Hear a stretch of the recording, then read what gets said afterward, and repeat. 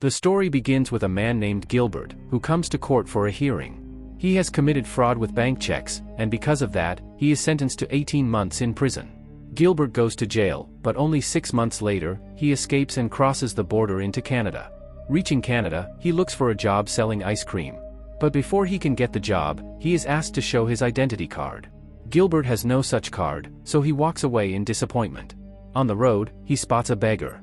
Gilbert buys the beggar's identity card for $20. From now on, his name becomes Robert, and he hands the ID to the ice cream seller. That evening, he arrives at a shelter where travelers from faraway places are given a place to stay. After knocking on the door several times, a girl named Andrea opens it. Gilbert stays there for the night. The next morning, he starts selling ice cream and begins earning money. But perhaps his luck is cursed, because soon the ice cream company goes bankrupt. To drown his sorrows, Gilbert goes to a bar to drink. The bar is owned by a gangster named Tommy, a man the police are also searching for, though they have no solid evidence against him. While leaving the bar, Gilbert accidentally bumps into a police officer named John, who is actually there to spy on Tommy. Back home, Gilbert asks Andrea out on a date. Soon, love blossoms between them, and they begin living together. One day, when he returns home, he reads in the newspaper that the American government is making every possible effort to find him. Gilbert feels nervous and decides to tell Andrea the truth. Meanwhile, Andrea is in the washroom, and suddenly her face lights up, because she is going to be the mother of Gilbert's child. She steps out, eager to share the good news, but before she can, Gilbert says he is going away for a few days on business. Soon after, Gilbert reaches Vancouver to deceive the police and once again starts looking for a job. But no one is willing to hire him. Then suddenly, on the street, he sees two men unloading cash from a truck and carrying it into a bank. That's when an idea pops into his mind. Around the same time, he also learns that Andrea is pregnant, and this news only strengthens his resolve. Gilbert immediately walks into the bank. He scans the place carefully, observing every detail. Afterward, he enters a shop, pretends to be an actor, and buys a few costumes for disguises. Soon, he dresses up as a security guard and enters the bank again, this time meeting the bank manager under the pretense of inspecting the security. He even sneaks into the camera server room and collects all the information he needs. Meanwhile, he also learns the art of changing his face using silicone skin and even manages to steal a silicone nose. Finally, the day of the heist arrives.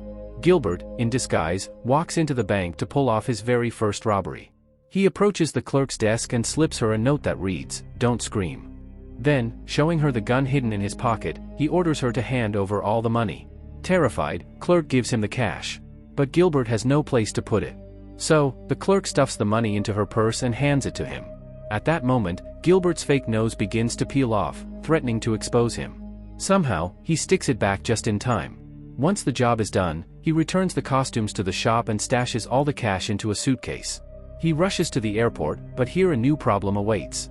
He realizes the suitcase will go through an X-ray check, and the money will be discovered. Desperate, he hides some of the bills in his underwear and heads back to the security check.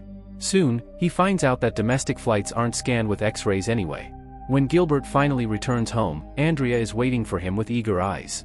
They move into their new house, which Gilbert has bought just a short while earlier. But once again, he doesn't tell Andrea the truth. Instead, he lies, claiming he is running his family business.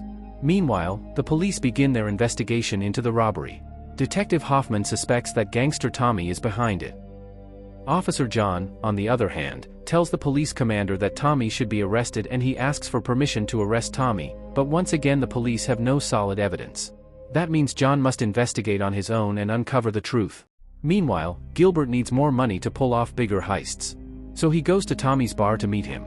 Pointing toward the bank across the street, Gilbert says he can rob it in just 3 minutes. If he succeeds, Tommy must give him a $10,000 loan, which Gilbert promises to repay in 5 months. Tommy agrees. Soon, Gilbert disguises himself as a worker, slips into the bank, and within 3 minutes returns through the back door of the bar with the stolen cash. Tommy is stunned. From then on, Gilbert continues to rob banks by changing disguises each time. After every heist, he escapes on a domestic flight to another city so he won't get caught. This clever trick earns him a new name, the Flying Bandit.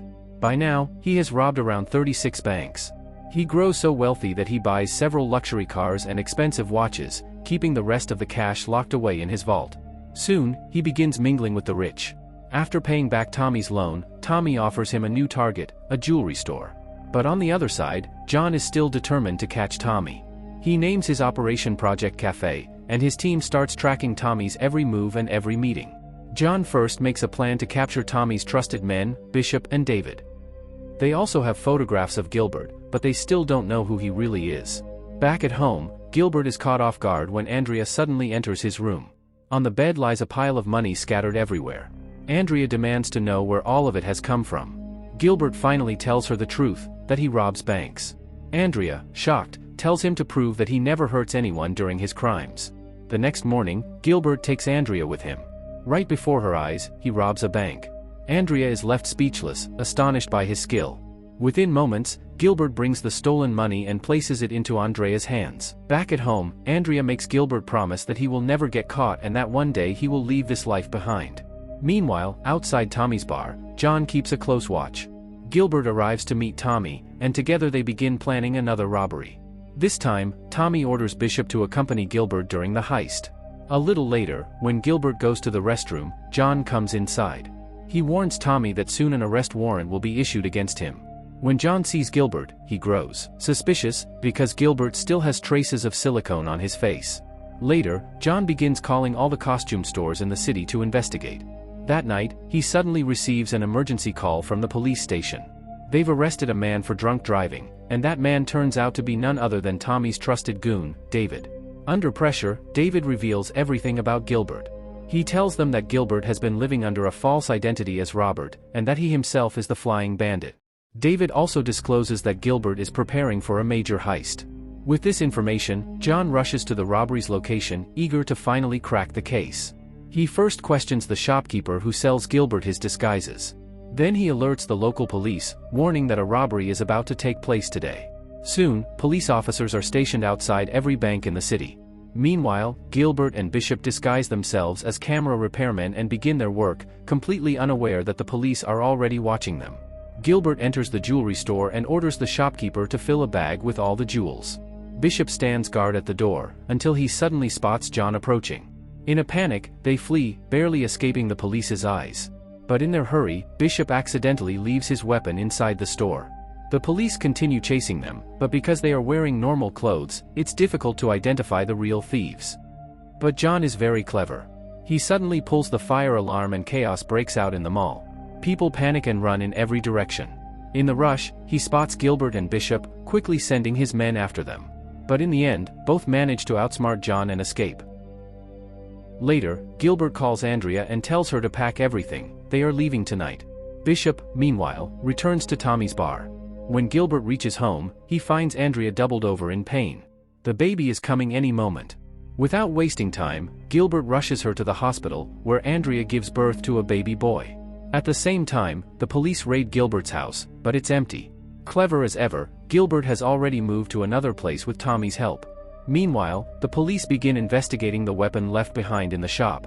Far away, Gilbert is busy raising his child. Life feels calmer, and Andrea becomes pregnant once again. Then one day, Tommy suddenly visits Gilbert. He asks about future plans because he wants Gilbert to pull off another robbery.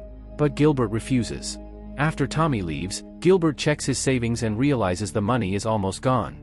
Even then, Andrea does not allow him to steal again.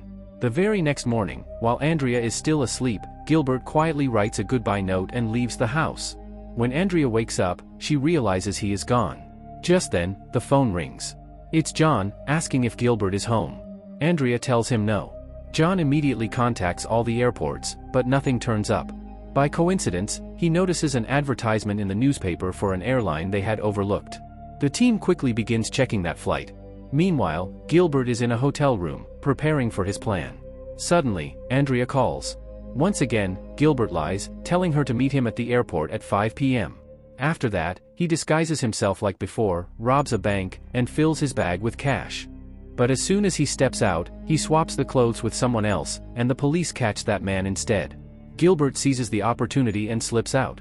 He waves for a taxi, but none are there. The police have deliberately cleared all the cabs from the area. Just then, Gilbert spots a car for sale. He quickly buys it and drives off. Soon after, John arrives at the bank, showing everyone Gilbert's picture. A police officer says he saw Gilbert escaping in a car. Meanwhile, Gilbert reaches the airport, clears security, and moves ahead. But by now, news of his escape has reached the airport staff. They immediately inform John, who orders them to stop Gilbert's flight. Hoffman, however, suggests a smarter move: wait until the plane lands and arrest him then. So, John and Hoffman begin tailing the flight by helicopter. When the plane finally lands, Gilbert steps out to find Andrea waiting for him.